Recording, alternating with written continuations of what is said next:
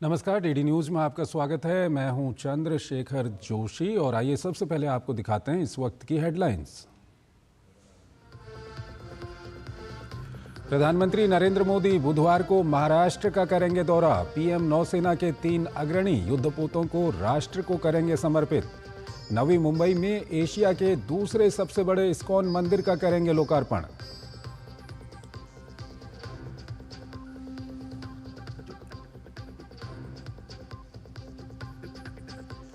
Mission मौसम के शुभारंभ के साथ पीएम मोदी का एक मौसम सक्षम और जलवायु स्मार्ट भारत के निर्माण की दिशा में बड़ा कदम।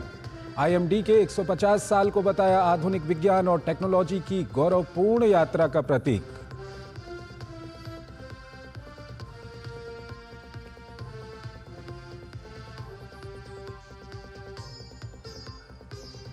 दिल्ली के सियासी दंगल में फंसी आम आदमी पार्टी। सीएम आतिशी के साथ आम आदमी पार्टी के खिलाफ भी एफआईआर दर्ज।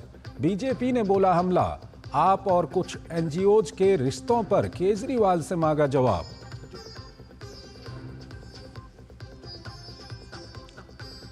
भारत के बारे में फेसबुक के संस्थापक मार्क जकरबर्ग की भ्रामक टिप्पणी पर सरकार सख्त। संसदीय समिति मेटा को करेगी सम्मन। 20 से 24 जनवरी के बीच मेटा के प्रतिनिधियों की होगी पेशी।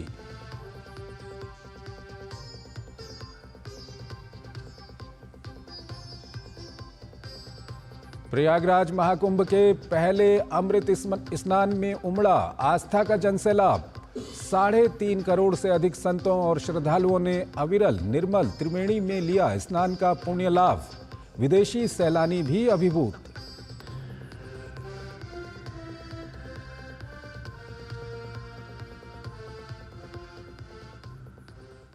और आइए अब खबरों को विस्तार से देखते हैं। प्रधानमंत्री नरेंद्र मोदी 15 जनवरी को महाराष्ट्र का दौरा करेंगे। प्रधानमंत्री मुंबई के नौसेना डॉकयार्ड में नौसेना के 3 अग्रणी युद्धपोतों आईएनएस सूरत, आईएनएस नीलगिरी और आईएनएस वागशीर को राष्ट्र को समर्पित करेंगे। 3 प्रमुख नौसैनिक युद्धपोतों का जलावतरण रक्षा निर्माण और समुद्री सुरक्षा में वैश्विक रूप से अग्रणी बनने के भारत के दृष्टिकोण को साकार करने की दिशा में एक महत्वपूर्ण उपलब्धि है। P-15B गाइडेड मिसाइल डिस्ट्रॉयर परियोजना का चौथा और अंतिम युद्धपोत आईएनएस सूरत दुनिया के सबसे बड़े और सबसे परिष्कृत विध्वंसक युद्धपोतों में से एक है। इसमें 75% स्वदेशी सामग्री है और यह अत्याधुनिक हथियार सेंसर पैकेज और उन्नत नेटवर्क केंद्रित क्षमताओं से लैस है। P-17A स्टील्थ फ्रिगेट परियोजना का पहला युद्धपोत आईएनएस नीलगिरी भारतीय नौसेना के युद्धपोत डिजाइन ब्यूरो द्वारा डिजाइन किया गया है। वहीं P-75 स्कॉर्पियन परियोजना की छठी और अंतिम पनडुब्बी आईएनएस वागशीर पनडुब्बी निर्माण में भारत की बढ़ती विशेषज्ञता का प्रतिनिधित्व करती है और इसका निर्माण फ्रांस के नौसेना समूह के सहयोग से किया गया है।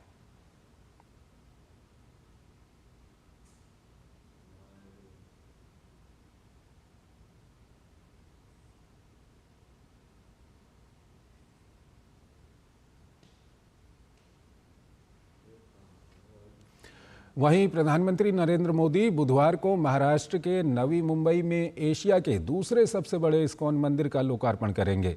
12 सालों के निर्माण के बाद तैयार हुआ ये मंदिर 170 करोड़ रुपए की लागत से बनाया गया है और 9 एकड़ में फैला हुआ है।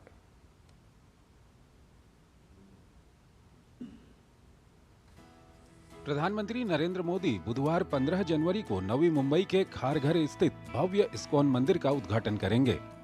12 सालों के निर्माण के बाद तैयार हुआ ये मंदिर 170 करोड़ की लागत से बनाया गया है और इसे एशिया का दूसरा सबसे बड़ा इस्कॉन मंदिर माना जा रहा है। ये मंदिर 9 एकड़ में फैला हुआ है और पूरी तरह सफेद संगमरमर से तैयार किया गया है। इस मंदिर का निर्माण international society for Krishna consciousness ISKCON ने किया है। इस मंदिर में कई देवताओं के विग्रह के साथ एक वैदिक शिक्षा केंद्र, प्रस्तावित संग्रहालय और सभागार और उपचार केंद्र आदि शामिल है। इसका उद्देश्य वैदिक शिक्षाओं के माध्यम से सार्वभौमिक बंधुत्व, शांति और सद्भाव को बढ़ावा देना है। ये मंदिर नवी मुंबई के खारघर सेक्टर 23 में बनाया गया है। मंदिर के उद्घाटन समारोह में राज्यपाल सीपी राधाकृष्णन, मुख्यमंत्री देवेंद्र फडणवीस, उप मुख्यमंत्री एकनाथ शिंदे और अजीत पवार भी उपस्थित रहेंगे। Within this premise, we have one center that consists of, the big temple over here of Radha Shri Radha Madan Mohan Ji, Shri Darbar of Shri Sitaram Lakshman Hanuman, Shri Gaurnitai, and then we have the Dasavatar temple. And apart from that, we have a building where we have a Vedic college, the free of cost education we are providing, and then we are providing a Brahmachari ashram, then Brahmacharini ashram, then we have a Sannyas ashram, and the wonderful Srila Prabhupada in the founder Acharya's memorial over here. भगवान श्री कृष्ण की लीलाओं को 3D तस्वीरों में संगमरमर के canvas पर उकेरा गया है। मंदिर में अंतर्राष्ट्रीय गेस्ट हाउस, सुंदर बगीचा और फव्वारे बनाए गए हैं। नौका उत्सव के लिए विशाल तालाब, वैदिक शिक्षा कॉलेज और लाइब्रेरी, विशाल प्रसादम हॉल, आयुर्वेदिक हीलिंग सेंटर, शुद्ध शाकाहारी रेस्तरां भी बनाए गए हैं। मंदिर परिसर में भगवान श्री कृष्ण की लीलाओं को कलात्मक रूप में दर्शाया गया है। बांग्लादेश में इस्कॉन मंदिर पर हुए हमले के बारे में बात करते हुए खारघर इस्कॉन मंदिर के ट्रस्टी और अध्यक्ष डॉक्टर सूरदास प्रभु ने कहा कि वो इस कायरतापूर्ण हमले की निंदा करते हैं। उन्होंने बांग्लादेश के संबंध में भारत सरकार की नीतियों का भी समर्थन किया। Purpose of this center is also to make people happy by giving them the diversified Vedic culture like Bhagavad Gita, Bhagavatam, and other scriptures like Upanishad, Chaitanya Charitamrita, and other things are also taught. We like to pray to the Supreme Lord, let the Bangladeshis become, wonderful devotees. In fact, I just want to tell you very clearly, Bangladesh recently was on the top, export-oriented country, but now everything has declined. Why it is declining? Because they have not understood the mercy of brotherhood. ये मंदिर आध्यात्म का नया केंद्र बनेगा। यहाँ भक्त न केवल भगवान श्री कृष्ण की आराधना करेंगे, बल्कि अपने मन को शांति और स्थिरता प्रदान करने के लिए भी इस स्थान का सहारा लेंगे। शिशिर शेल्लार की report, DD news, Navi Mumbai. प्रधानमंत्री नरेंद्र मोदी ने भारत मौसम विज्ञान विभाग के 150वें स्थापना दिवस के अवसर पर आयोजित समारोह में हिस्सा लिया। उन्होंने हमारे देश को मौसम के प्रति तैयार और जलवायु के प्रति स्मार्ट राष्ट्र बनाने के लक्ष्य के साथ मिशन मौसम का शुभारंभ किया। इस मिशन का लक्ष्य अत्याधुनिक मौसम निगरानी तकनीक और सिस्टम विकसित करके उच्च रेजोल्यूशन वायुमंडलीय अवलोकन, अगली पीढ़ी के रडार और उपग्रहों और उच्च प्रदर्शन कंप्यूटरों को कार्यान्वित करते हुए उच्च स्तरीय क्षमता को हासिल करना है।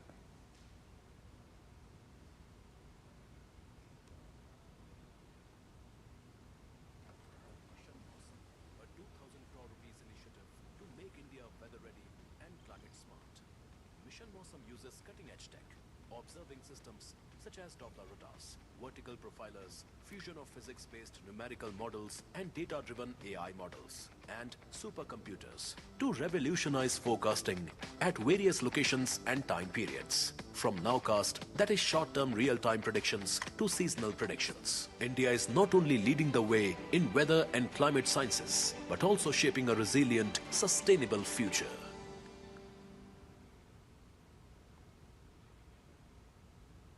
प्रधानमंत्री ने मौसम संबंधी अनुकूलता और जलवायु परिवर्तन अनुकूलन के लिए IMD विजन 2047 दस्तावेज भी जारी किया।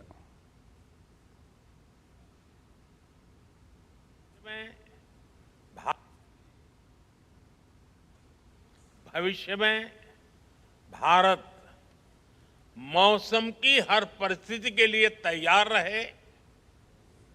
भारत एक क्लाइमेट स्मार्ट राष्ट्र बने, इसके लिए हमने मिशन मौसम भी लॉन्च किया है।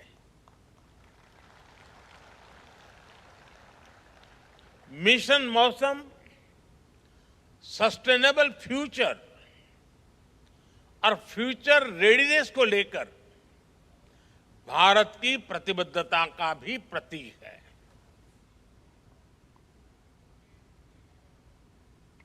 तो प्रधानमंत्री ने मौसम संबंधी अनुकूलता और जलवायु परिवर्तन अनुकूलन के लिए IMD विजन 2047 दस्तावेज भी जारी किया।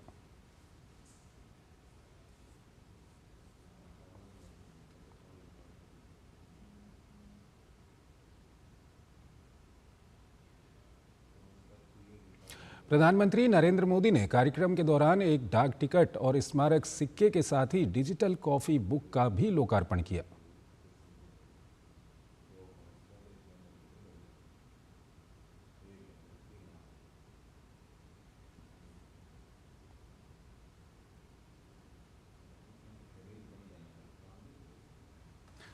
तो पीएम मोदी ने सिक्का भी वहां पर जारी किया। ये दृश्य हम आपको दिखा रहे हैं। साथ ही साथ IMD विजन 2047 डॉक्यूमेंट भी प्रधानमंत्री की ओर से जारी किया गया।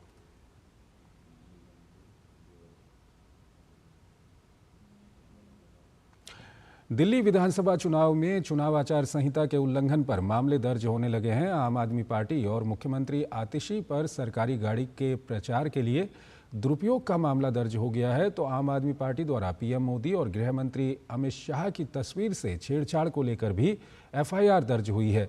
इस पूरे मामले पर बीजेपी और आप के बीच वाकयुद्ध बढ़ गया है। तेज हुआ दिल्ली का दंगल, मंगल को आतिशी का अमंगल, बुरे फंसे आम आदमी पार्टी और आतिशी, गले में पड़ी 2-2 FIR की रस्सी। दिल्ली विधानसभा चुनाव को लेकर सियासी पारा लगातार चढ़ रहा है। आरोप प्रत्यारोप दोनों तेज हो गए हैं, लेकिन इस बीच आचार संहिता के उल्लंघन को लेकर आम आदमी पार्टी और उसकी मुख्यमंत्री के खिलाफ FIR दर्ज हो गई है। दिल्ली पुलिस ने दिल्ली की मुख्यमंत्री आतिशी के खिलाफ चुनाव प्रचार में सरकारी गाड़ी का इस्तेमाल करने पर FIR दर्ज की है। आरोप है कि दिल्ली की मुख्यमंत्री आतिशी के द्वारा अपने चुनावी कार्यालय के लिए सरकारी वाहन का उपयोग किया गया। जानकारी के मुताबिक आतिशी के खिलाफ रिटर्निंग अफसर ने FIR दर्ज करवाई है। सीएम पर आचार संहिता के उल्लंघन का आरोप लगा है, जिसमें निजी कार्यालय के लिए सरकारी वाहन के प्रयोग का आरोप शामिल है। शिकायत में कहा गया है कि चुनाव की घोषणा के बाद 7 जनवरी को करीब 2:30 बजे PWD के सरकारी वाहन ने निजी चुनाव कार्यालय पर चुनावी सामग्री पहुंचाई। इसके अलावा कालकाजी निवासी KS दुग्गल ने गोविंदपुरी SHO को भी शिकायत दी है। चुनाव आयोग से मिली शिकायत में south east divisional executive engineer Sanjay Kumar के खिलाफ तत्काल कार्रवाई की। रिटर्निंग अफसर ने SP कालकाजी को आदेश दिए हैं। इस FIR के बाद आम आदमी पार्टी और बीजेपी में आरोप प्रत्यारोप तेज हो गया है कि PWD की गाड़ी से प्रचार सामग्री जो है वो एक स्थान से दूसरे स्थान पर ले जाई जा रही है। जो शिकायत श्री संकेत गुप्ता की ओर से की गई उसमें सच्चाई पाई गई और शिकायत दिल्ली के मुख्यमंत्री आतिशी के खिलाफ की गई है। प्रवेश वर्मा जी पे पैसे बांटने पे, चश्मा बांटने पे जांच चल रही है। कब से जांच चल रही है और मुझ पर बिना जांच के FIR भी फाइल हो गई। तो इसलिए ये बिल्कुल साफ है कि कुछ तो दाल में काला है। उधर दिल्ली पुलिस ने आम आदमी पार्टी के खिलाफ एक मामला दर्ज कर लिया है। दिल्ली के नॉर्थ एवेन्यू थाने में आम आदमी पार्टी के खिलाफ मामला दर्ज किया गया है। आम आदमी पार्टी के हैंडल से सोशल मीडिया प्लेटफॉर्म X पर कई वीडियो शेयर किए गए थे, जिनमें प्रधानमंत्री नरेंद्र मोदी और गृह मंत्री अमित शाह की तस्वीरों का इस्तेमाल किया गया था। भारतीय जनता पार्टी ने इन वीडियो पर आपत्ति जताई, जिसके बाद आम आदमी पार्टी के खिलाफ मामला दर्ज किया गया है। इससे पहले आम आदमी पार्टी बीजेपी नेता प्रवेश वर्मा के खिलाफ शिकायत चुनाव आयोग में कर चुकी है, जिसकी जांच जारी है। यानी चुनावी माहौल में शिकायतों का दौर जारी है।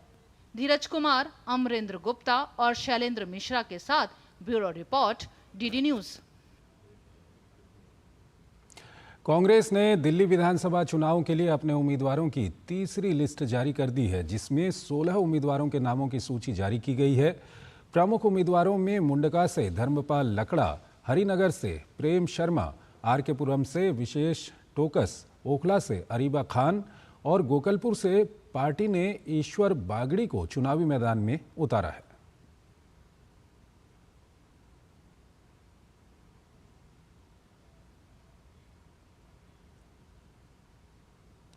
उत्तर प्रदेश के मिल्कीपुर विधानसभा उपचुनाव के लिए भाजपा ने उम्मीदवार घोषित कर दिया है। पार्टी की केंद्रीय चुनाव समिति की मंजूरी के बाद इस सीट से चंद्रभान पासवान को टिकट दिया गया है। समाजवादी पार्टी यहां से सांसद अवधेश प्रसाद के बेटे अजीत पर दांव लगा रही है। मिल्कीपुर में उपचुनाव के लिए मतदान 5 फरवरी को होगा, जबकि नतीजा 8 फरवरी को आएगा। अयोध्या की मिल्कीपुर विधानसभा सीट पर उपचुनाव का ऐलान हो गया है। 5 फरवरी को होने वाले चुनाव के लिए नामांकन की प्रक्रिया भी शुरू हो गई है। समाजवादी पार्टी ने फैजाबाद के लोकसभा सांसद अवधेश प्रसाद के बेटे अजीत प्रसाद को मिल्कीपुर सीट से प्रत्याशी बनाया है, जबकि बीजेपी ने जिला पंचायत प्रतिनिधि चंद्रभान पासवान को टिकट देकर चुनाव को रोचक मोड़ में ला दिया है। तैयारी हमारी बहुत जोरों से है। हमारे मिल्कीपुर के देवतुल्य जनता हमारे साथ है। मुद्दा विकास का होगा। पार्टी द्वारा हमारे जो नीतियां और रीतियां चलाई जा रही हैं, बहुत सी योजनाएं चलाई, उसको जनता तक सीधे धरातल पर पहुंचाने का काम करूंगा। जिस तरह से आप लोगों ने देखा, हमारे पार्टी का विधायक नहीं थे तो उसमें विपक्ष के लोग, वहां से योजनाएं तो चलाई जा रही हैं, लेकिन जनता तक चीजें नहीं पहुंचाते थे, न लागू होती थी। उसको हम लोग धरातल पर लाने का काम करेंगे और समस्त देवतुल्य जनता का आभार व्यक्त करता हूँ। अनुसूचित जाति के लिए आरक्षित मिल्कीपुर विधानसभा सीट पर सपा ने अजीत प्रसाद को प्रत्याशी बनाया, जो पासी समुदाय से आते हैं। मिल्कीपुर सीट पर पासी वोटों के सियासी समीकरण को देखते हुए बीजेपी ने भी पासी समाज के नेता पर ही दांव लगाया है। कांग्रेस और बसपा ने उपचुनाव से अपने कदम पीछे खींच लिए हैं, जिसके चलते यहां पर सीधे सपा बनाम भाजपा की लड़ाई बन गई है। सपा प्रमुख अखिलेश यादव ने मिल्कीपुर से अवधेश प्रसाद के बेटे अजीत प्रसाद को उम्मीदवार बनाया, इसीलिए अखिलेश के साथ साथ अवधेश प्रसाद की प्रतिष्ठा भी दांव पर है। सपा ने 2022 के विधानसभा चुनाव में मिल्कीपुर सीट जीती थी और अवधेश प्रसाद विधायक चुने गए थे। अब अवधेश प्रसाद सांसद बन गए हैं। ऐसे में सपा नेतृत्व किसी भी स्थिति में मिल्कीपुर सीट को गंवाने के मूड में नहीं है। अखिलेश का कहना है कि पार्टी को हर हाल में ये चुनाव जीतना है। मिल्कीपुर विधानसभा सीट पर होने वाले उपचुनाव से सत्ता पर भले ही कोई असर न पड़े, लेकिन जीत हार के सियासी निहितार्थ कई मायने में अहम हैं। ऐसे में पक्ष विपक्ष पहले से ही पूरी ताकत लगाए हुए हैं। भाजपा की नजर ये सीट जीतकर 2024 में अयोध्या जिले की फैजाबाद लोकसभा सीट पर मिली हार का बदला लेने की है, तो सपा हाल ही के विधानसभा चुनाव की हार का दर्द कम करना चाहती है। लखनऊ ब्यूरो के साथ ब्यूरो रिपोर्ट, डीडी न्यूज। केंद्रीय गृह मंत्री अमित शाह 3 दिन के गुजरात दौरे पर हैं। केंद्रीय मंत्री ने सुबह अहमदाबाद स्थित जगन्नाथ मंदिर में सपरिवार पूजा अर्चना की। साथ ही उन्होंने मंदिर परिसर से स्थित गौशाला में भी गौ माता की पूजा अर्चना की। इस दौरान केंद्रीय गृह मंत्री ने गुजरात राज्य पुलिस आवास निगम द्वारा निर्मित 920 आवासीय भवन और पुलिस स्टेशन का भी उद्घाटन किया।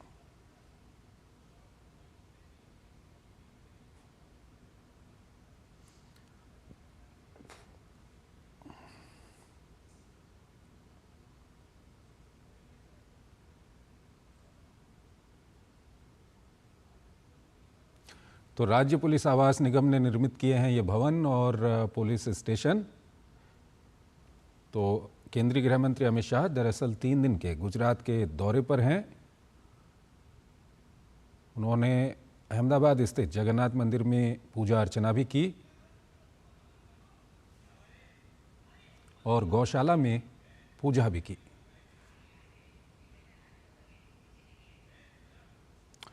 अपनी 2 दिवसीय स्पेन यात्रा के दौरान विदेश मंत्री एस जयशंकर ने मंगलवार को स्पेन के राष्ट्रपति सांचेज कास्टेजन से मुलाकात की। मुलाकात की तस्वीरें सोशल मीडिया प्लेटफॉर्म एक्स पर पोस्ट करते हुए उन्होंने बताया कि स्पेन के राष्ट्रपति सांचेज कास्टेजन से मुलाकात कर उन्हें प्रधानमंत्री नरेंद्र मोदी की शुभकामनाएं प्रेषित की। इस दौरान स्पेन के राष्ट्रपति ने मेरे साथ अपने भारत दौरे की सफल यात्रा को याद किया और भारत के साथ अपने दीर्घकालिक साझेदारी की पुष्टि की। साथ ही हमारे द्विपक्षीय एजेंडे पर प्रगति से भी अवगत कराया।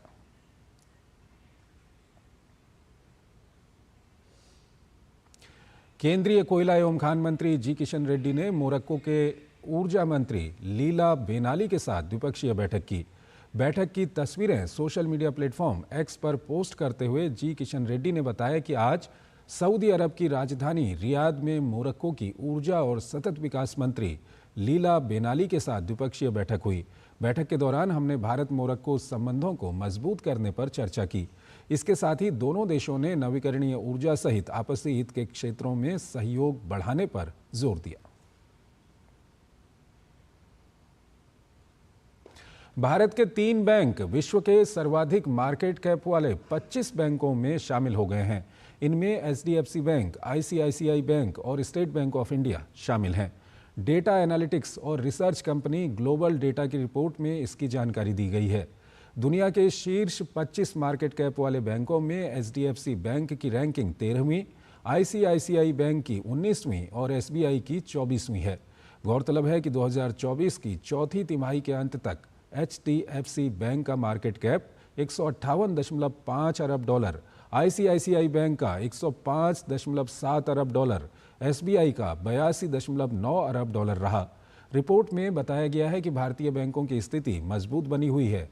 जनवरी से दिसंबर 2024 की अवधि में ICICI बैंक का मार्केट कैप सालाना आधार पर 25.8% बढ़कर 105.7 अरब डॉलर हो गया है। इस दौरान HDFC बैंक का मार्केट कैप सालाना आधार पर 1.6% बढ़कर 158.5 अरब डॉलर हो गया है। मकर संक्रांति के अवसर पर हल्दी की फसल उगाने वाले किसानों के लिए केंद्रीय वाणिज्य एवं उद्योग मंत्री पीयूष गोयल ने मंगलवार को नई दिल्ली से वर्चुअली राष्ट्रीय हल्दी बोर्ड का शुभारंभ किया। राष्ट्रीय हल्दी बोर्ड का मुख्य दफ्तर तेलंगाना के निजामाबाद में स्थापित होगा। पीएम मोदी ने वर्ष 2023 में तेलंगाना में इसकी घोषणा की थी। राष्ट्रीय हल्दी बोर्ड के बारे में जागरूकता और खपत बढ़ाने और निर्यात बढ़ाने के लिए अंतर्राष्ट्रीय स्तर पर नए बाजार विकसित करना इसका काम होगा। देश में हल्दी उत्पादक किसानों के लिए राष्ट्रीय हल्दी बोर्ड के रूप में एक बड़ा तोहफा मिला है। केंद्रीय वाणिज्य एवं उद्योग मंत्री पीयूष गोयल ने मंगलवार को नई दिल्ली से वर्चुअली राष्ट्रीय हल्दी बोर्ड का शुभारंभ किया। राष्ट्रीय हल्दी बोर्ड का मुख्य दफ्तर तेलंगाना के निजामाबाद में स्थापित होगा। इस अवसर पर वाणिज्य एवं उद्योग मंत्री पीयूष गोयल ने कहा कि सरकार की कोशिश है कि हल्दी का उत्पादन और निर्यात ज्यादा से ज्यादा बढ़े, जिससे हल्दी उत्पादन करने वाले किसानों की आमदनी में बढ़ोतरी हो सके। उन्होंने कहा कि इस राष्ट्रीय हल्दी बोर्ड की मांग कई दशकों से हो रही थी, जो मोदी सरकार में पूरी हुई है। हमारी उम्मीद है कि इसकी जो प्रोडक्शन आज 10 लाख 11 लाख टन है, कैसे हम 5 साल में इसको डबल करके 20 लाख टन लेके जाए, और उससे किसानों की आमदनी भी बढ़ेगी, प्रोडक्टिविटी भी बढ़ेगी और आगे चल के देश का निर्यात भी बढ़ेगा। तो एक फोकस्ड एफर्ट। राष्ट्रीय हल्दी बोर्ड नए उत्पादों में अनुसंधान और विकास को बढ़ावा देगा।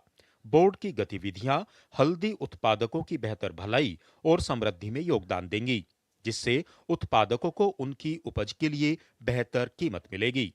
हल्दी के विश्व व्यापार में भारत की हिस्सेदारी 62% से अधिक है। भारत में हल्दी की 30 से अधिक किस्में उगाई जाती हैं। हल्दी के सबसे बड़े उत्पादक राज्य महाराष्ट्र, तेलंगाना, कर्नाटक और तमिलनाडु हैं। भारत में हल्दी का निर्यात 2030 तक बढ़कर $1 बिलियन तक पहुंचने की उम्मीद है। अनुज यादव, डीडी न्यूज, दिल्ली। प्रधानमंत्री नरेंद्र मोदी ने मंगलवार को कहा कि नेशनल हल्दी बोर्ड की स्थापना से सप्लाई चेन मजबूत होगी और इसका फायदा किसानों और ग्राहकों दोनों को होगा। सोशल मीडिया प्लेटफॉर्म एक्स पर प्रधानमंत्री मोदी ने कहा, नेशनल हल्दी बोर्ड की स्थापना बहुत खुशी की बात है, खासकर भारत भर में हमारे मेहनती हल्दी किसानों के लिए। उन्होंने पोस्ट में आगे लिखा, इससे हल्दी उत्पादन में इनोवेशन, वैश्विक प्रचार और मूल्य संवर्धन के बेहतर अवसर सुनिश्चित होंगे। इससे सप्लाई चेन मजबूत होगी, जिससे किसानों और उपभोक्ताओं दोनों को लाभ होगा।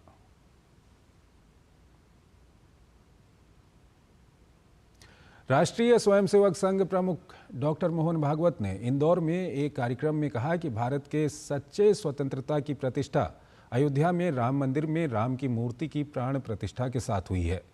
मोहन भागवत इंदौर में सोमवार को आयोजित देवी अहिल्या राष्ट्रीय पुरस्कार सम्मान समारोह में शिरकत कर रहे थे। इस दौरान राष्ट्रीय स्वयंसेवक संघ प्रमुख डॉक्टर मोहन भागवत ने राम जन्मभूमि मुक्ति आंदोलन के ज्ञात अज्ञात कार सेवकों और सहयोगियों के प्रतिनिधि चंपत राय को ये पुरस्कार प्रदान किया। देवी अहिल्याबाई होलकर के नाम पर स्थापित देवी अहिल्या राष्ट्रीय पुरस्कार सम्मान प्रत्येक वर्ष राष्ट्रीय स्तर पर विशिष्ट सेवा कार्य करने वाले व्यक्तियों को दिया जाता है।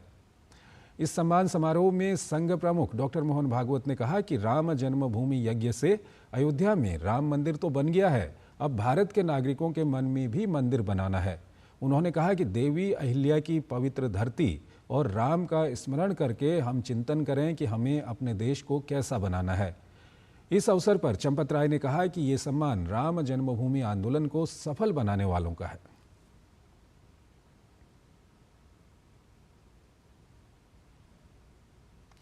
पांचजन्य की 78वीं वर्षगांठ पर बाद भारत की अष्टायाम सम्मेलन का आयोजन किया गया। कार्यक्रम में एक देश एक चुनाव विषय पर चर्चा करते हुए केंद्रीय कृषि किसान कल्याण एवं ग्रामीण विकास मंत्री शिवराज सिंह चौहान ने एक देश एक चुनाव की आवश्यकता और उसके लाभों पर जोर दिया।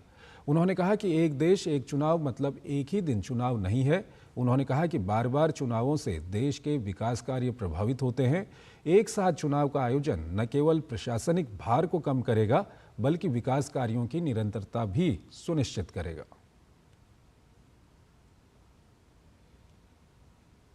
ड्राफ्ट में तैयार है, जेपीसी विचार कर रही है। देखिए, लोकतंत्र जनता का, जनता के लिए, जनता के द्वारा शासन है और वो चुनाव के माध्यम से ही हम करते हैं। संविधान निर्माताओं ने जब ये कल्पना की थी चुनाव की, तो ये सोच के की थी कि एक निश्चित समयावधि के बाद, और वो 5 साल हमारे देश में तय, जनता नई सरकार चुनेगी, अपनी प्रतिनिधि चुनेगी और फिर 5 साल के बाद फिर चुनाव होंगे। उस समय उनके दिमाग में कभी नहीं आया था कि धारा 356 का इतनी बार दुरुपयोग होगा। आप जानते हैं 1967 तक 7 चुनाव होते थे, लोकसभा के, विधानसभा के। कहते हुए तकलीफ है राजनीतिक कारणों से अपने स्वार्थ की सिद्धि के लिए कई राज्य सरकारें भंग, क्योंकि 67 के पहले तो कांग्रेस की सरकारें हुआ करती थी। जब दूसरे दलों की सरकारें आना शुरू हुई तो उनको भंग करने का सिलसिला प्रारंभ। केंद्रीय कानून और संसदीय कार्य मंत्री अर्जुन राम मेघवाल ने फेक नैरेटिव के खिलाफ सशक्त कदम उठाने और मीडिया स्वतंत्रता की रक्षा करने के महत्व पर बल दिया। उन्होंने कहा, कांग्रेस ने 1951 में अभिव्यक्ति की स्वतंत्रता को कुचलने के लिए पहला संविधान संशोधन किया था। आज वही लोग संविधान की बात कर रहे हैं। साथ ही उन्होंने कहा कि वक्फ बोर्ड अमेंडमेंट बिल पर बहुत जल्द सकारात्मक परिणाम सामने आएंगे। साथ ही हम न्यायिक व्यवस्था में सुधार की ओर बढ़ रहे हैं। प्रस्तावना तक को बदल दिया। वो अब जब आरोप लगाते हैं तो हमें तो हंसी आती है, लेकिन फेक नैरेटिव में ये 2024 में थोड़े कई जगह के गठजोड़ के कारण भी इनको लगा कि ये फेक नैरेटिव से हमें कितनी सीटें मिल गई। तो ये फेक नैरेटिव जो इनका कांग्रेस का घटने का जो परंपरा रही 1951 से, वो ही 2024 तक चला, लेकिन हरियाणा और महाराष्ट्र में इनकी हवा निकल गई, जनता भी समझ गई।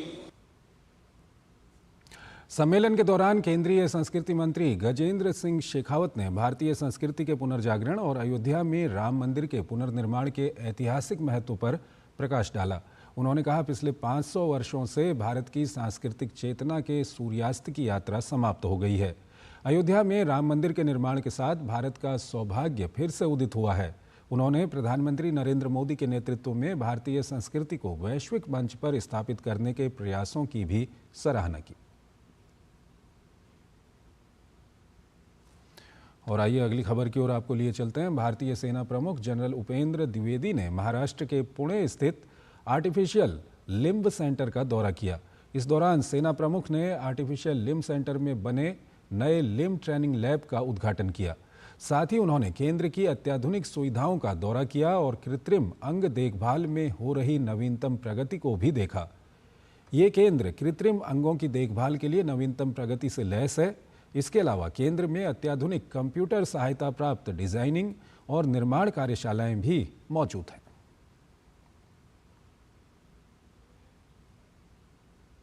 As you are aware, in the morning I visited the Artificial Limb Center and I saw that the great work, the human service being done by there. And once I have come here, I am so happy to see the exuberance, the josh and enthusiasm amongst the patients here, and they at no stage look like a patient. They look like the leaders of tomorrow. the way they are playing, the way they are vibrant about their achievements in any field what they are doing, whether it's a mouth painting or it's a ud chalo or it's a sports competition. This has become a source for inspiration for all of us. So my best wishes to the establishments. Maharashtra के पुणे में स्थित ये artificial limb centre द्वितीय विश्व युद्ध के समय से सैनिकों की सेवा कर रहा है। इस केंद्र ने सेना के बहुत से जांबाजों को नई जिंदगी दी है। जिनकी डिपेंडेंसी एएलसी में, क्योंकि इनकी जो क्वालिटी है या फिर जिस तरह से वो देख रेख करते हैं, मैं 20 साल से अभी एक लिम्ब बाहर से बना था, लेकिन 22 साल से जब से मेरा पाँव उड़ा तब से एएलसी में जितनी भी एक्टिविटी की है एएलसी के पाँव से की है। इनका जो रिहैब है या काउंसलिंग है या क्वालिटी है, it is been class apart. ये इसलिए है कि मैं हाई एंड एक्टिविटी करता हूँ, लिम्ब टूट जाता है, यहाँ आते तुरंत आपको रिप्लेसमेंट मिल जाता है। ये नहीं कि आपने अगर बीच में आ गए तो मोटिवेशन आपका लो हो गया, कुछ नहीं। यहाँ से I get the best of the equipment. मैं ये लगभग पिछले 13-14 साल से यूज़ कर रहा हूँ। अभी तक मतलब जितने भी यूज़ किए उनमें सबसे बेस्ट है साहब। हर एक मोमेंट में पता ही नहीं चलता कि मैंने जैसे एक्चुअल में ये पैर पहन रखा है या फिर मतलब एक्चुअल पैर से चल रहा हूँ। इससे कुछ मतलब महसूस नहीं होता कि मतलब पैर पहन रखा है, ऐसा लगता है जैसे मैं अपने पैर से चल रहा हूँ साहब। तमिलनाडु के उप मुख्यमंत्री उदयनिधि स्टालिन एक बार फिर विवादों में हैं। ताज़ा मामला पोंगल से जुड़ी तस्वीरों से संबंधित है। उदयनिधि स्टालिन की जो तस्वीरें सामने आई हैं उनमें न तो आग दिखाई दे रही है और न अन्न ही नजर आ रहा है। ये दोनों ही इस उत्सव का प्रमुख हिस्सा माने जाते हैं। इतना ही नहीं, तस्वीरों में वो जूते पहने भी दिखाई दे रहे हैं। तस्वीरों के सामने आने के बाद उदयनिधि स्टालिन पर धार्मिक और सांस्कृतिक भावनाओं को आहत करने का आरोप लग रहा है। राज्य के विपक्षी नेताओं ने इसको लेकर उन पर कटाक्ष किया और पीआर स्टंट का आरोप भी लगाया। गौरतलब है कि उदयनिधि स्टालिन इससे पहले भी अपने बेहद आपत्तिजनक बयानों को लेकर विवादों में रहे हैं। सनातन के गर्व का महापर्व है महाकुंभ, और इस महाकुंभ का जादू धरती के कोने कोने तक पहुंचता है। और यही वजह है कि इस महाकुंभ में अमृत स्नान के महापर्व में आस्था और आध्यात्म का ऐसा विशाल सागर नजर आ रहा है, जिसमें देश तो क्या, विदेशी साधु संत और श्रद्धालु हर कोई अपनी आत्मा को शांति और पवित्रता से भरने के लिए खींचा चला आया है। ये रिपोर्ट देखिए।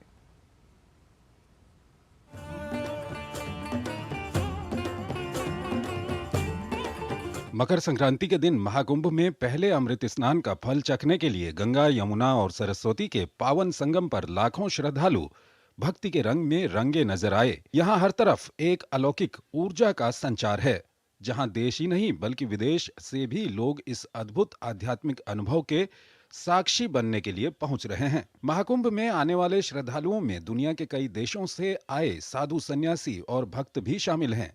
इन्हीं विदेशी भक्तों में से एक हैं जापानी आध्यात्मिक नेता योग माता कीको एकावा, जो महाकुंभ मेले में मौजूद हैं। योग माता कीको एकावा एकमात्र विदेशी महिला महामंडलेश्वर हैं, जिन्होंने हिमालय में गहन ध्यान में वर्षों बिताए हैं। आध्यात्मिकता में उनके योगदान की प्रधानमंत्री नरेंद्र मोदी ने कई मौकों पर प्रशंसा की है। महाकुंभ मेले को लेकर उन्होंने कहा कि वो यहाँ पहुंचकर काफी उत्साहित हैं। Yes, yes. How are you feeling? Yeah, exciting. Great, excited. Yeah, for people to give blessings. Mahakumbh में अमेरिका, ईरान, अफगानिस्तान, कजाकिस्तान समेत दुनिया के अनेक देशों से श्रद्धालु पहुंचे हुए हैं।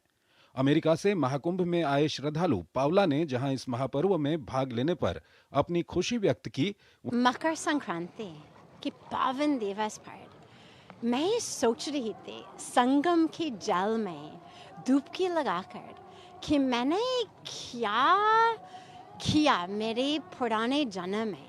भगवान ने मेरे को अमेरिका से ही, कैलिफोर्निया से ही उठा के छोटी सी आयु में और यहाँ भारत में लेकर आए, हिमालय में लेकर आए, माँ गंगा के किनारे लेकर आए और फिर महाकुंभ में स्नान करने के अवसर दिया। It's my first time I have the opportunity thanks to my husband and probably some good karma I have created in the past, and I had this experience for the very first time. The amount of people that are here today are 5 times the country I come from.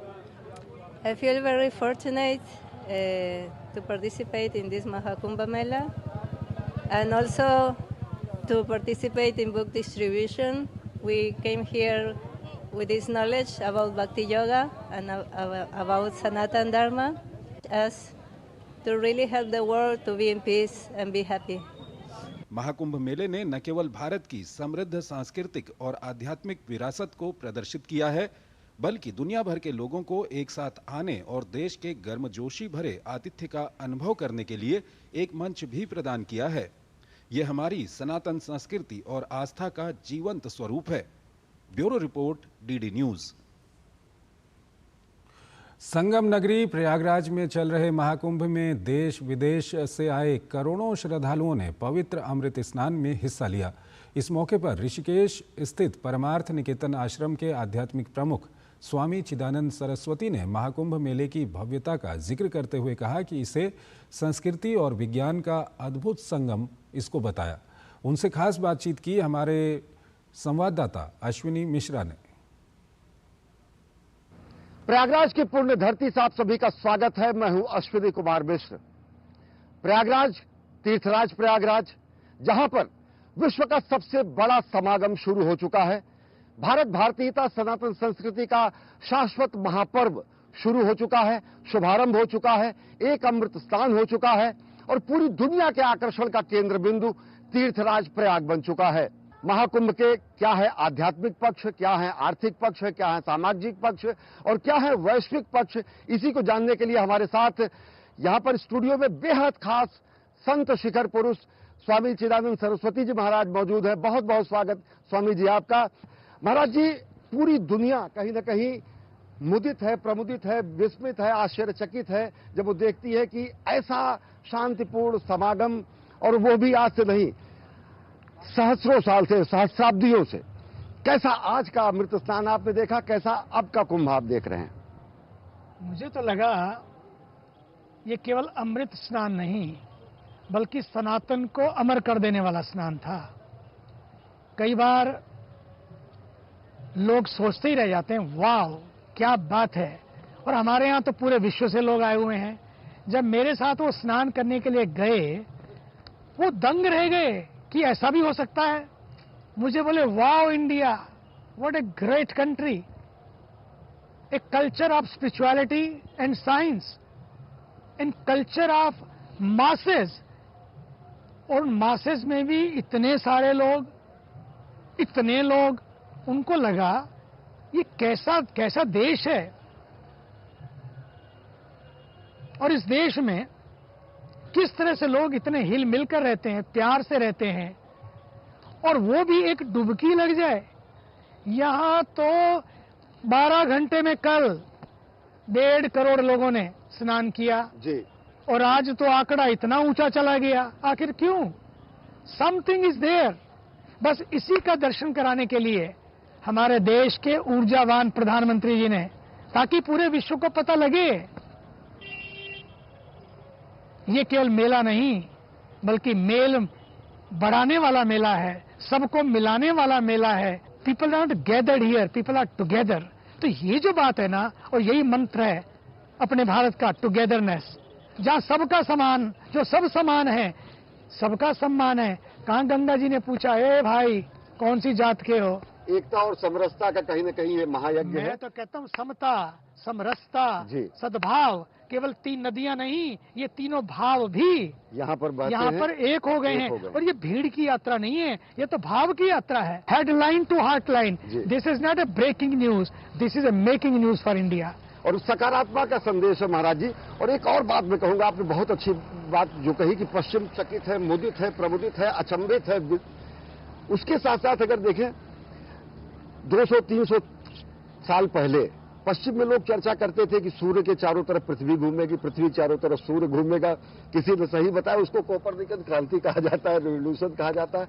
हमारे मनीषियों ने पत्रा बना दिया, पंचांग बना दिया, और थोड़ा सा भी ज्ञान रखने वाले बताते थे सूर्य ग्रहण कब लगेगा, चंद्र ग्रहण कब लगेगा, कुंभ कब पड़ेगा, महाकुंभ कब पड़ेगा।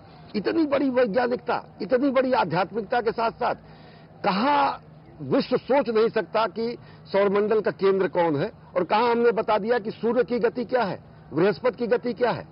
कैसे कहें? देखिए, इसी प्रयागराज के महापुरुष भारत रत्न पंडित मदन मोहन मालवीय जी को एक बार पूछा था कि आपके यहाँ कैसे पता लगता है सब कुछ, इतने लोग इकट्ठे हो जाते हैं, कैसे पता लगता है? There are no means of communication, no means of transportation, but still people are there. कैसे इतने लोग चले आते हैं? सूचना का तंत्र नहीं था उस समय, मोबाइल फोन नहीं थे, इंटरनेट नहीं था, गूगल नहीं था, गुरु थे। और वो गुरु जो थे वो ज्योतिष के भी गुरु थे, खगोल शास्त्र के भी गुरु थे, भूगोल के भी गुरु थे। वो केवल इतना नहीं था कि पूजा पाठ की और बात पूरी हो गई। उन पूजा पाठ के साथ सनातन ने पता नहीं पूरे विश्व को क्या क्या दिया है। कहा गया है कि जब पश्चिम ने वनफल खाकर छाल पहनकर लाज बचाई, तब भारत में सामवेद का स्वर्गिक स्वर था दिया सुना। यही गंगा के तटों पर हमारे वेद लिखे गए, पुराण लिखे गए, ऋषियों ने तपस्या की।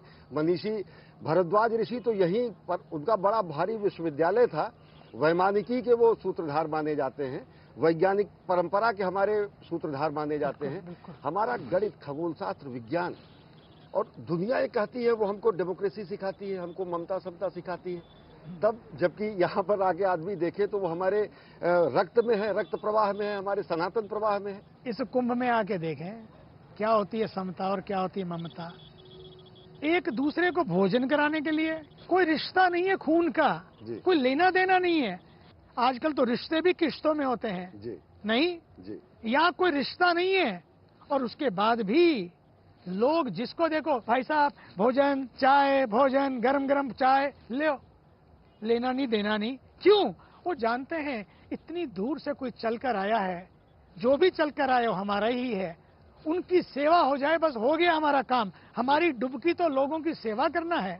यही वो स्थान है जहाँ पर जब आदिगुरु शंकराचार्य जी शंकर दिग्विजय के लिए निकले, बगल में प्रतिष्ठानपुर झूसी, बिल्कुल बिल्कुल, जहाँ पर कुमारिल भट्ट चिता पर अपने के देहाग्नि समर्पित करने के लिए थे। पूर्व मीमांसा उत्तर मीमांसा के मिलन का क्षण, यज्ञों से आकर आत्मज्ञान, जहाँ पर कहा जाता है ब्रह्मात्मय की बात की जाती है, मुमुक्ष की बात की जाती है, जहाँ पर तत्वमस की बात की जाती है। सनातन की पुनर्स्थापना का केंद्र बिंदु प्रयागराज। इसीलिए सनातन का महत्व है। और तो और भगवान श्री राम भी जब निकलते हैं वनवास यात्रा पर, पथ प्रदर्शन यहीं से पथ प्रदर्शन यहीं से होता है। ये तो प्रयोग की धरती है, प्रयाग प्रयोग की धरती है, प्रयाग पथ प्रदर्शन की धरती है। और प्रयाग केवल प्रसिद्धि की नहीं बल्कि सिद्धि की धरती है। ऐसे महापुरुष भारद्वाज मुनि जैसे लोग, उन्होंने पूरे विश्व को जो ज्ञान दिया है उसी से आज विमान बन रहे हैं, उस ज्ञान से विमान बन रहे हैं। लोगों ने इस विमान की विद्या को लिया और अपने ढांचों में ढाला, सांचों में घड़ा और फिर वापस विश्व को परोसा। फिर वापस आज भारत के ऊर्जावान प्रधानमंत्री के नेतृत्व में, यही तो उनकी कसक है, यही तो उनकी पीड़ा है। जो खोया उसका गम नहीं, लेकिन जो बचा है वो किसी से कम नहीं। वो यही चाहते हैं जो बचा है उसको बचा के रखो। इसलिए उस साइंस को जो थी अपनी, वो साइंस जो भुला दी गई, मिटा दी गई, जला दी गई, उसी साइंस को वो वापस लाके कहते हैं कि साइंस भी हो लेकिन स्पिरिचुअलिटी भी हो, विकास भी हो, विरासत भी हो। महाराज जी, हमारे मनीषियों ने अर्थतंत्र को भी कहीं न कहीं ग्रामीण अर्थव्यवस्था में मेले लगते थे। ये तो महाकुंभ है, हर कोई आता था, आदान प्रदान वस्तु स्थिति से जो जैसा अर्थव्यवस्था भी ज्यादा, सोशल इंजीनियरिंग, सोशल नेटवर्किंग थी। मेले मेल बढ़ाते हैं, मेले मेल बढ़ाते हैं और मेले एक दूसरे को मिलाते हैं। आज भी देखो इतने बड़े मेले में 3000 लोग गुम हुए। पहले तो पिक्चरें बन जाती थी, एक पिक्चर होती सी बात की थी कि कुंभ में जाओ तो लोग गुम हो जाते हैं, बच्चे गुम हो जाते हैं। यार क्या नैरेटिव उस समय में घड़ दिए गए। आदरणीय मोदी जी ने और योगी जी ने सारे नैरेटिव को ध्वस्त कर दिया। 3000 लोग बच्चे और बड़े बिछड़े, लेकिन शाम तक एक दूसरे गले मिलते हुए अपने घरों को वापस लौटे। ये है नेटवर्किंग, ये है आध्यात्मिकता, आधुनिकता और सामाजिकता का समागम। तो सबका संगम है ये। जबकि निष्ठा पवित्र हो, ध्येय स्पष्ट हो, और तभी ये होता है। कहा गया है कि भूभाग नहीं, शत शत माधव कर हृदय जीतने का निश्चय। यही हमारा निश्चय रहा है। बुद्ध की धरती है, जैन की धरती है। बुद्ध चतुर्मास यहाँ प्रयाग में करते थे। जैन तीर्थंकर पार्श्वनाथ जी की तपस्थली है, वल्लभाचार्य जी की तपस्थली है, रामानंदाचार्य जी की जन्मस्थली है। अंतर्राष्ट्रीय स्तर पर बहुत सारे शिष्य हैं आपके, वो जब ये समागम देखते हैं या जब वो देखते हैं कि जितने देशों की आबादी है उससे ज्यादा लोग एक दिन में यहां पहुंचते हैं, तो दुनिया का जीवंत आश्चर्य नहीं, 8वां आश्चर्य या पहला ऐसा आश्चर्य जो अंतरिक्ष से भी दिखता है। दुनिया का महान आश्चर्य यदि कोई है इस समय, जीवंत स्वरूप। मैं कह रहा था ना आपको, पूरे वर्ल्ड में केवल हेडलाइंस नहीं, हार्ट लाइन भी यही हो रही है। लोगों को लगता है you know I am also coming, I am also coming. ये मेला खत्म होते होते सारा जितनों ने प्लान नहीं किया था वो भी आ जाएंगे और सब आएंगे। और तो और मुझे कई देशों के एम्बेसडर से बात हुई, बोले we are also coming. It means everybody is coming. Why India became a messenger, ambassador of peace, ambassador of love and harmony. उनको दिखता है जहां भी मासेस होती हैं मुसीबतें होती हैं, बहुत सारी समस्याएं, और यहाँ मासेस भी हैं, क्लासेस भी हैं, लेकिन उसके बाद मुसीबत नहीं है। अगर आप कुंभ में आ रहे हैं तो एक काम करिए, अपनी अपनी थाली, अपना अपना थैला। अगर ऐसा हुआ ना, अपनी थाली अपना थैला, कुंभ कभी ना होगा मेला। मैं तो कहूँगा गंगा में स्नान करने से पहले, संगम में स्नान करने से पहले संगम को स्नान कराएं। मतलब वहाँ कुछ भी पड़ा हो उसको बीन लें, चुन लें और अपने थैले में डालें, और जहाँ कचरा घर हो वहीं डालें। मेरा कचरा मेरी जिम्मेदारी, मेरा गांव मेरा तीर्थ और मेरा शहर मेरी शान, ये भाव लेकर इस कुंभ मेला से जाएं और सच मानिए भारत माता की जय। और सब कोई आए, सबका समादर है, सबका आदर है, सब पहुंचे इसका आस्वादन करने के लिए, इसमें अवगाहन करने के लिए और इसके साक्षात स्वरूप को देखने के लिए, भारत भारतीयता को समझने के लिए जरूर आए प्रयागराज की धरती पर, कुंभ नगरी में, और भारत भारतीयता के सनातन संस्कृति के इस महापर्व के साक्षी बने। बहुत बहुत धन्यवाद महाराज जी आने के लिए। इस विशेष कार्यक्रम में फिलहाल इतना ही। हम फिर मिलेंगे आपसे, कुंभ के एक एक क्षण को, एक एक प्रसंग को आपको लेकर आएंगे। मुझे दीजिए अनुमति, देखते रहिए डीडी न्यूज। नमस्कार। मंगलवार को भारतीय सशस्त्र सेनाओं के शीर्ष अधिकारियों ने रिटायर हुए एक्स सर्विसमैन से मुलाकात की। ये फंक्शन दिल्ली के मोनेक्शो सेंटर पर वेटरन्स डे के अवसर पर किया गया था। 14 जनवरी को भारत वेटरन्स डे मनाता है।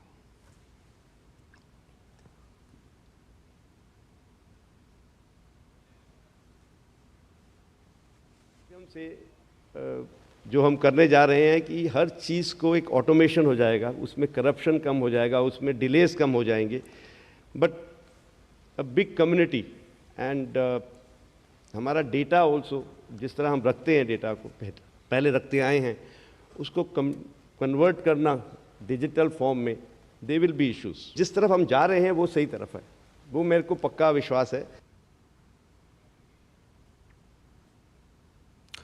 रूस में एक भारतीय नागरिक की मौत की पुष्टि करते हुए विदेश मंत्रालय ने मृतक के परिवार के प्रति गहरी संवेदना व्यक्त की है।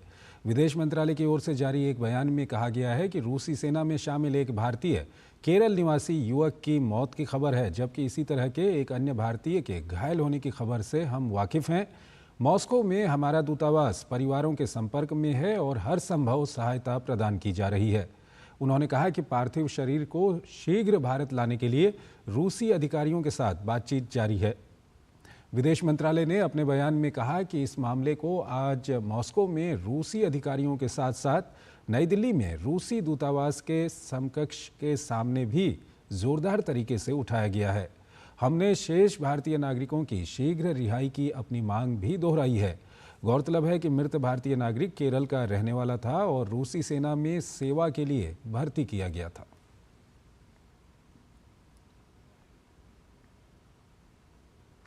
लगातार विवादों में घिरी ब्रिटेन की मंत्री ट्यूलिप सिद्दीक ने पद से इस्तीफा दे दिया है। वो ब्रिटिश सरकार में ट्रेजरी मंत्री थीं। पिछले कुछ समय से बांग्लादेश की कार्यवाहक सरकार शेख हसीना की भतीजी ट्यूलिप सिद्दीक पर भ्रष्टाचार का आरोप लगा रही थी। बांग्लादेश की अंतरिम सरकार ने ब्रिटिश मंत्री ट्यूलिप सिद्दीक और उनके परिवार की संपत्तियों की जांच की मांग की थी। इसके बाद से ही ट्यूलिप सिद्दीक के इस्तीफे की अटकलें लगाई जा रही थीं।